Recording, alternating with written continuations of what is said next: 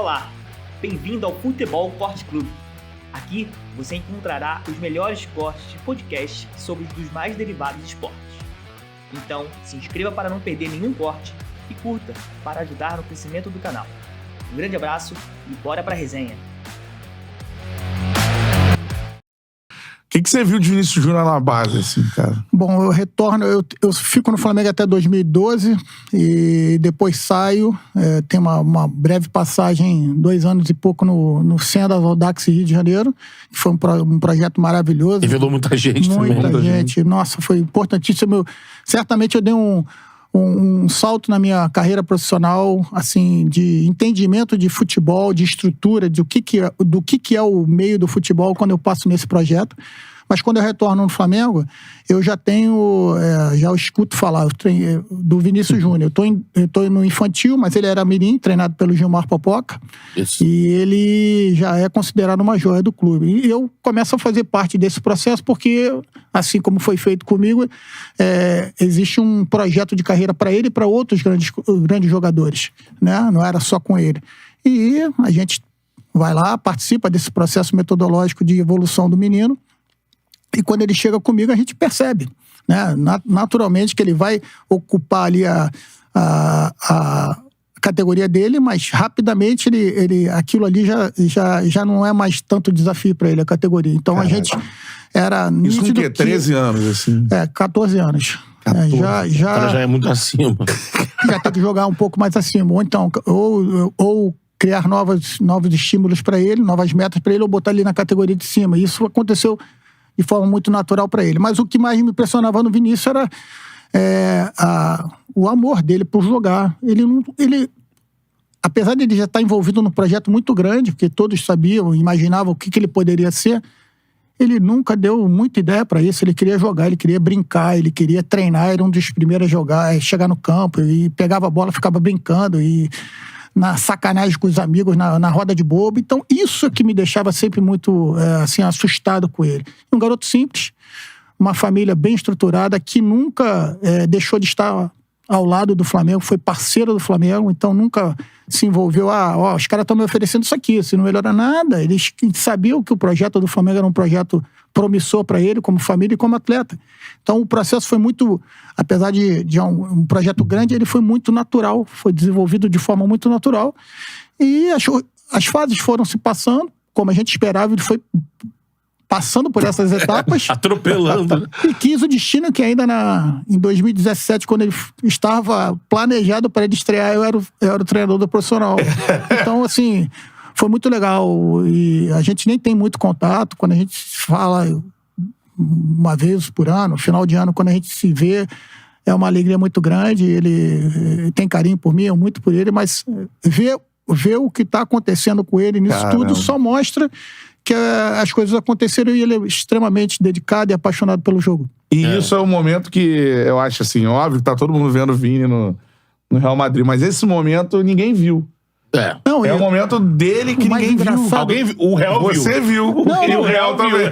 Não, mas o mais engraçado é que quando contrataram ele, colocaram ele no time Cacilhas, né, que eles chamam, aquele time menor, de baixo, né, deles, né? O Real B, né? Real B deles. Falei, Castilha, isso. Pô, mais uma etapa, ele vai passar. Eu, na minha cabeça, ele já viveu isso. Ele vai passar, ele vai ver, todo mundo vai ver. Precisava. Entendeu? É lógico, ele precisava melhorar questões técnicas. Ele foi embora com 17, 18 anos.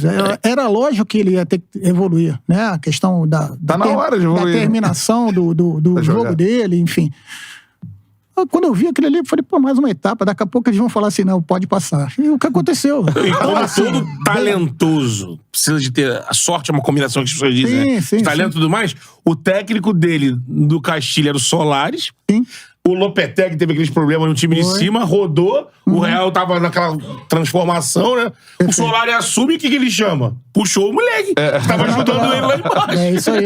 Agora, nisso, assim, eu queria que você falasse um pouco mais sobre... Foi um projeto de carreira do Flamengo pra ele. Assim, pra ele atingir metas ao longo da idade que ele tinha. E também, obviamente, acho que isso devia compreender o extracampo, né? E muitas mãos, né? Ou seja, eu falei lá do Gilmar Popoca, mas ele passou por diversos profissionais. Então, assim, não é um jogador que foi que foi projetado, formado pelo Zé Ricardo. Não, hipótese nenhuma, são vários treinadores que passaram por ele. Eu estava no processo. Exatamente.